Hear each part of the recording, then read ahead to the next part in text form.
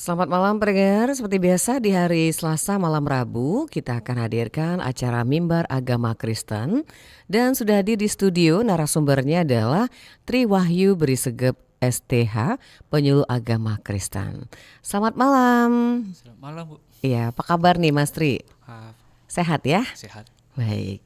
Silakan malam hari ini Mas Tri Wahyu Berisegep kita akan hadirkan acara Mimbar Agama Kristen sampai nanti menjelang pukul 20 waktu Indonesia Barat.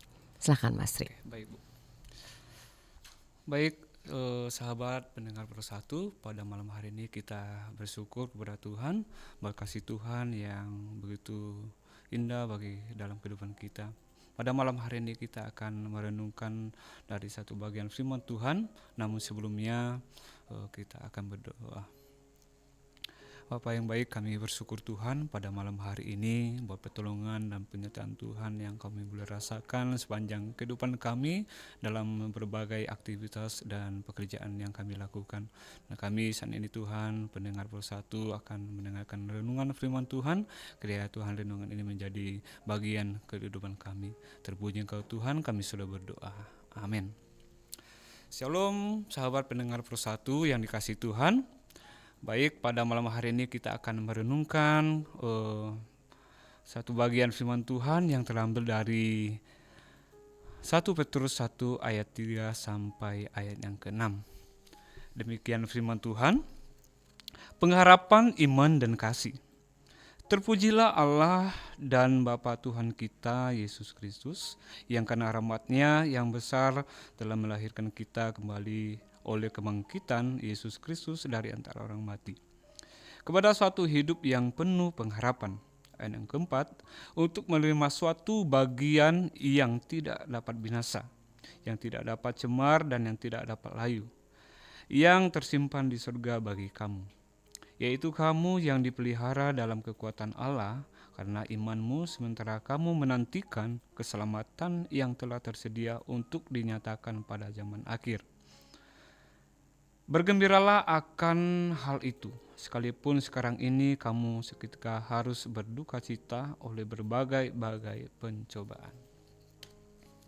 Sahabat pendengar Persatu, renungan pada malam hari ini adalah ungkapan ucapan syukur kepada Allah yang telah bertujuan untuk memberikan pujian kepada Dia dan menjadi permulaan bagi bagian ini.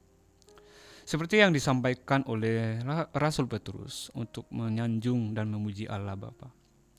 Petrus juga mau menyanjung Allah karena karakter Allah yang menjadi satu-satunya harapan terbesar bagi manusia, yaitu mengasihani, mengaruniai, dan membangkitkan Yesus Kristus, sehingga akhirnya manusia mendapat kepastian hidup ketika manusia sungguh-sungguh percaya kepada Tuhan. Kita boleh melihat di ayat yang kelima, di situ jelas dikatakan bahwa yaitu kamu yang dipelihara dalam kekuatan Allah karena imanmu, sementara kamu menantikan keselamatan yang telah tersedia untuk dinyatakan pada zaman akhir. Harapan eksklusif ini hanya dapat dinikmati oleh orang-orang percaya kepada kebangkitan Yesus Kristus. Karena ketika Yesus Kristus datang kedua kalinya ke dunia ini, manusia akan diadili dan dihakimi sesuai dengan iman kita kepadanya. Iman yang benar-benar bertumbuh dan tertuju hanya kepada Yesus akan dapat diketahui pada masa Yesus Kristus datang kedua kalinya, seperti yang digambarkan oleh Rasul Petrus di dalam ayat yang ke-7b. Di situ katakan bahwa emas yang dapat rusak pun diuji oleh api. Iman kamu lebih berharga daripada emas pun harus diuji supaya menjadi teguh. Petrus mau menyatakan bahwa meskipun tersedia berkat-berkat yang akan dinikmati di surga, tetapi selama manusia masih berada di bumi ini, maka manusia akan tetap menghadapi cabaran atau tantangan iman melalui berbagai cobaan.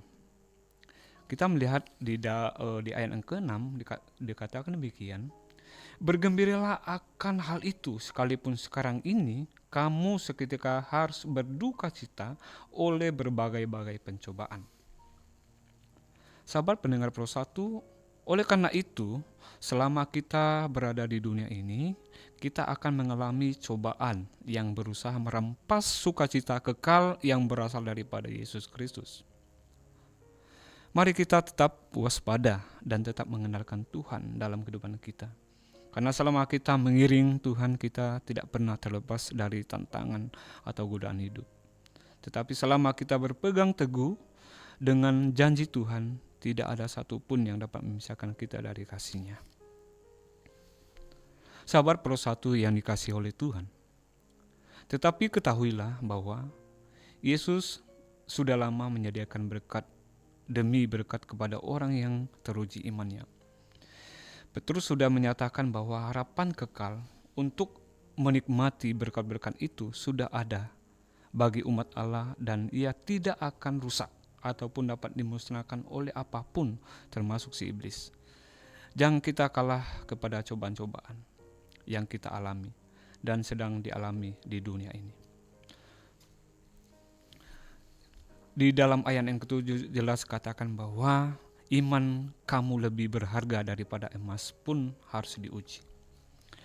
Karena warisan ini digambarkan sebagai suatu hal untuk masa depan dan masih jauh baik dalam waktu maupun tempat, maka Rasul Petrus menganggap ada suatu keraguan atau kegelisahan yang masih tinggal dalam pikiran orang-orang yang belum percaya.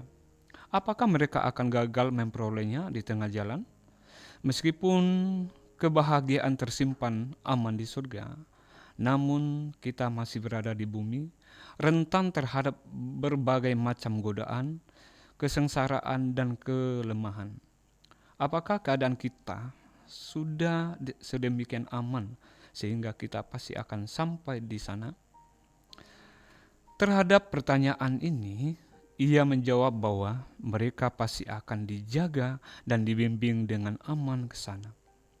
Mereka akan dijaga dan dipelihara dari segala godaan dan kecelakaan yang merusak, yang akan mencegah mereka tiba dengan selamat di kehidupan kekal.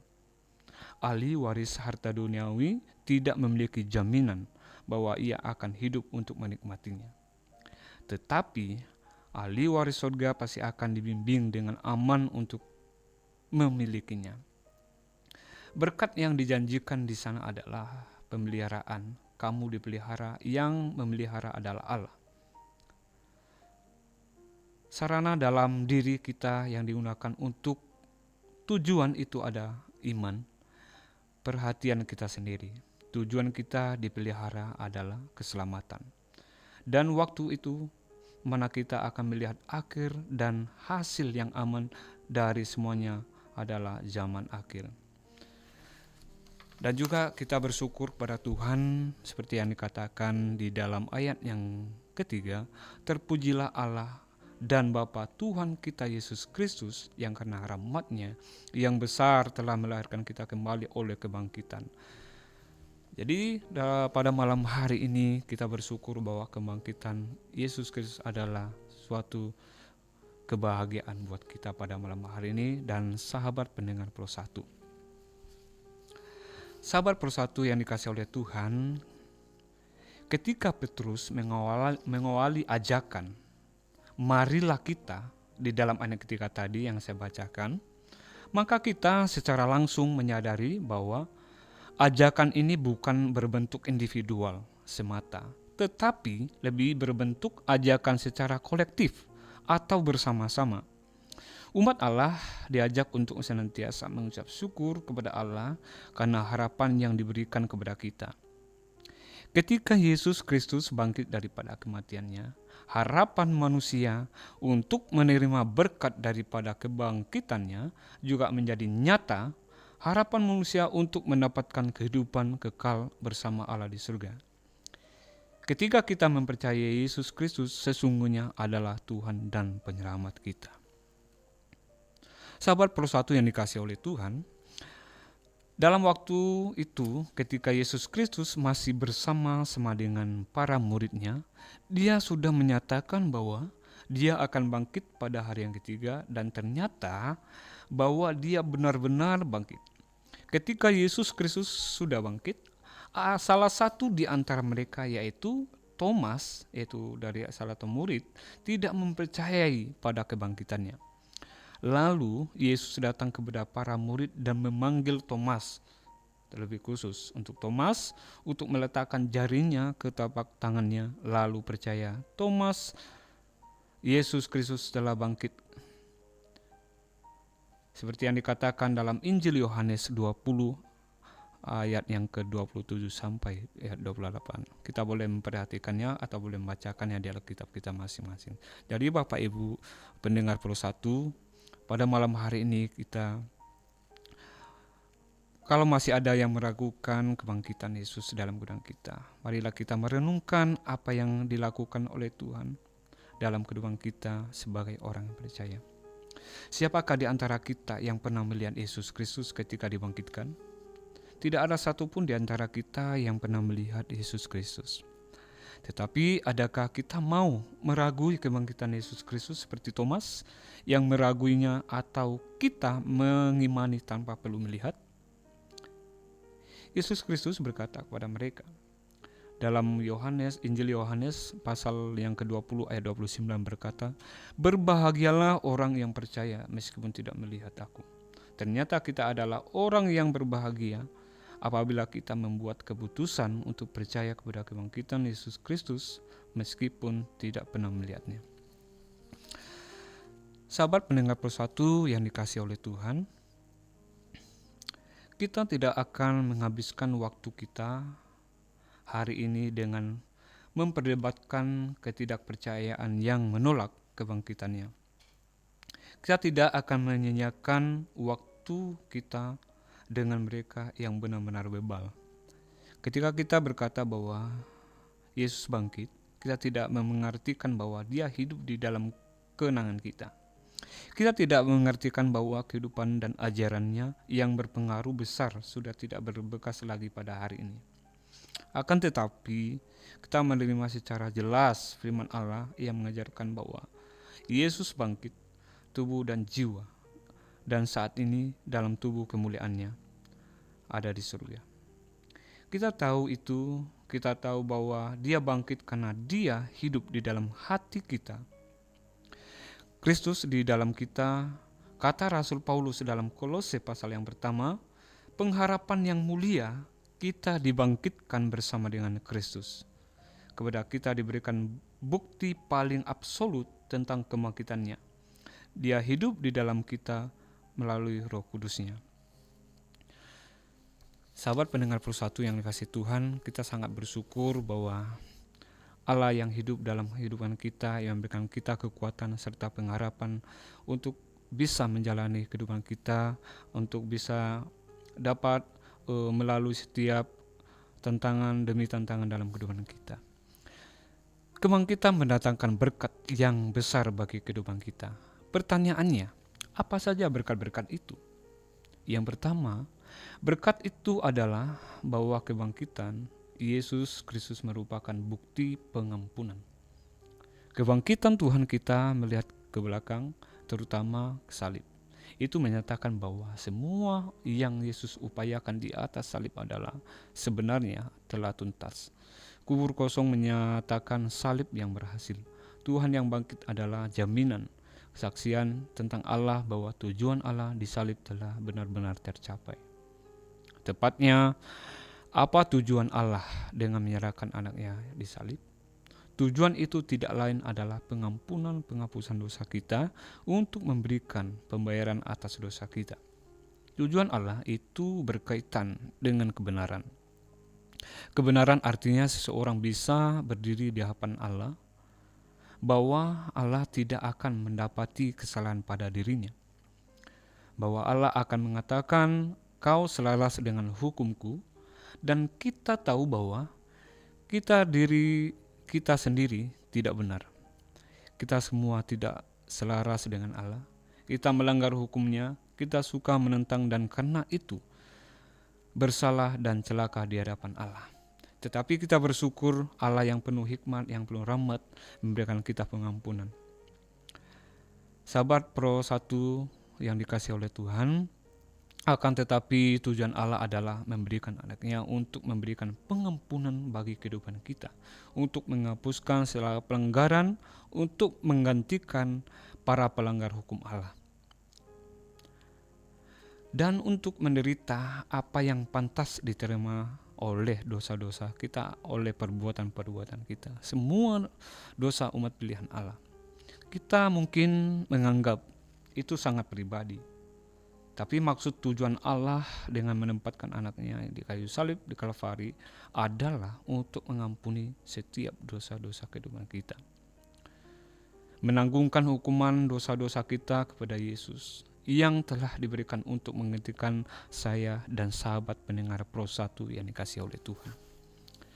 Jadi inilah berkat kebangkitan itu yang boleh kita renungkan dalam kehidupan kita masing-masing, dalam mengiring Tuhan dalam kehidupan kita.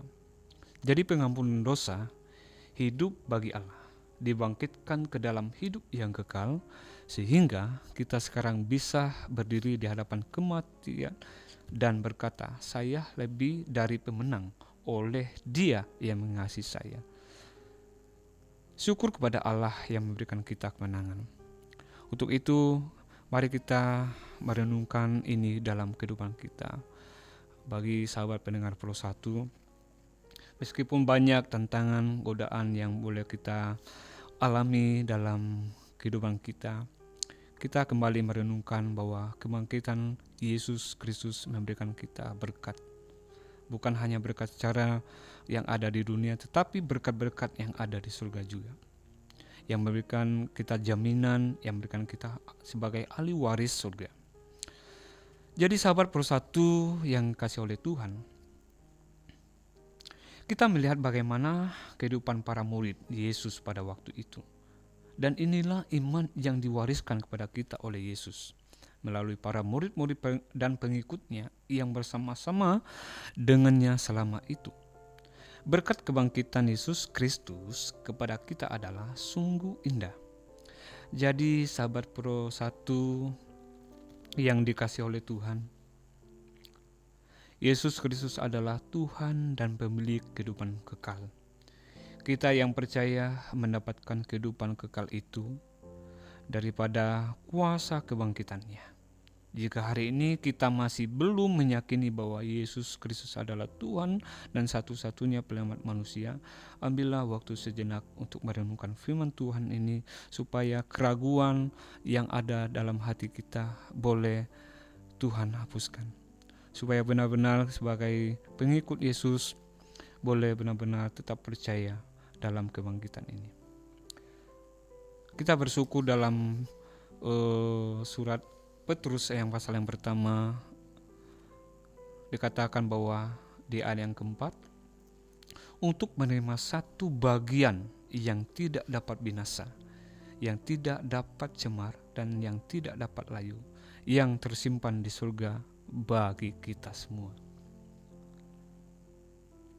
Dalam ayat yang ketujuh katakan bahwa maksud semua itu ialah untuk membuktikan kemurnian imanmu yang jauh lebih tinggi nilainya daripada emas yang fana, yang diuji kemurniannya dengan api, sehingga kamu memperoleh puji-pujian dan kemuliaan dan kehormatan pada hari Yesus Kristus memintakan dirinya kelak.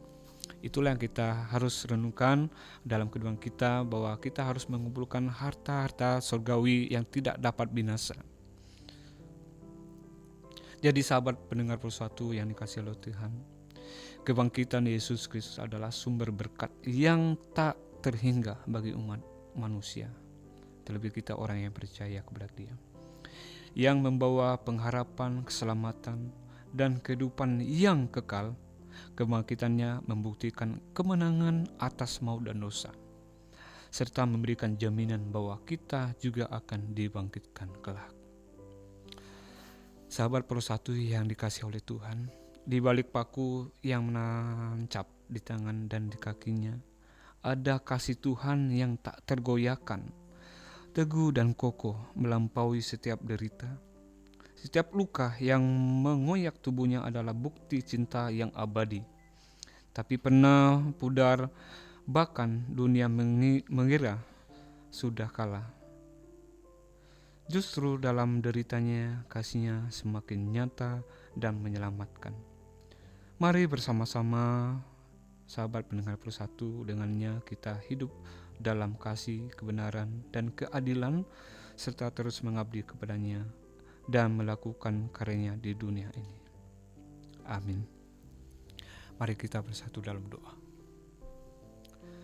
Bapa di surga, kami sangat bersyukur bila kebenaran firman Tuhan, renungan yang singkat pada malam hari ini memulai memberkati kehidupan kami, supaya kami tidak meragukan kasih Allah, bukti-bukti yang Tuhan berikan kepada kami, supaya kami tetap teguh dalam iman kami, supaya kami pada zaman akhir Tuhan mendapatkan kami tetap setia. Terima kasih Bapa, berkati juga sahabat-sahabat Pro 1 pendengar di rumah, kiranya Tuhan juga memberkati mereka agar mereka tetap beroleh pengharapan kekal di dalam Tuhan. Terpuji Engkau Tuhan, kami sudah berdoa dan mengucap syukur. Amin. Baik, terima kasih Mas Tri untuk malam hari ini melalui Pro 1 RRI Palembang. Semoga sehat selalu ya, Amin. Mas Tri Wahyu. Puji Sukses selalu dengan aktivitas dan karirnya. Selamat malam Mas Tri. Selamat malam Ibu. Baik pendengar, kita akhiri mimbar agama Kristen untuk hari ini, hari Selasa, tanggal 22 April 2025. Melalui Pro 1 RRI Palembang, kanal informasi dan inspirasi. Dan pendengar, nantikan kembali acara mimbar agama Kristen ini setiap hari Selasa melalui Pro 1 RRI Palembang 92,4 MHz. Dengan berakhirnya mimbar agama Kristen, maka berakhir sudah kebersamaan kita di Palembang sore. Dan nanti ada Abah Surya menemani Anda di Palembang malam sampai menjelang pukul 00 dini hari. Saya Nadia bersama rekan Ivan Bintoro pamit undur di Palembang sore. Terima kasih kebersamaan Anda dan kami tutup dengan ucapan wassalamualaikum warahmatullahi wabarakatuh.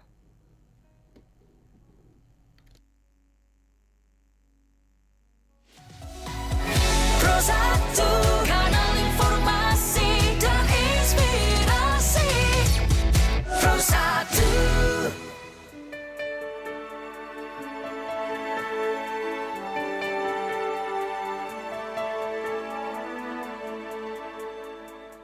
Mengapa kita bertemu bila akhirnya dipisahkan? Mengapa kita berjumpa tapi akhirnya dijauhkan? Kau bilang hatimu aku, nyatanya bukan untuk aku. Bintang di langit nan indah, di manakah cinta yang dulu? Masihkah aku di sana, di relung hati dan mimpimu? Andaikan engkau di sini, andaikan tetap denganku. Aku hancur, ku terluka, namun engkaulah nafasku. Kau cintaku, meski aku bukan di benakmu lagi.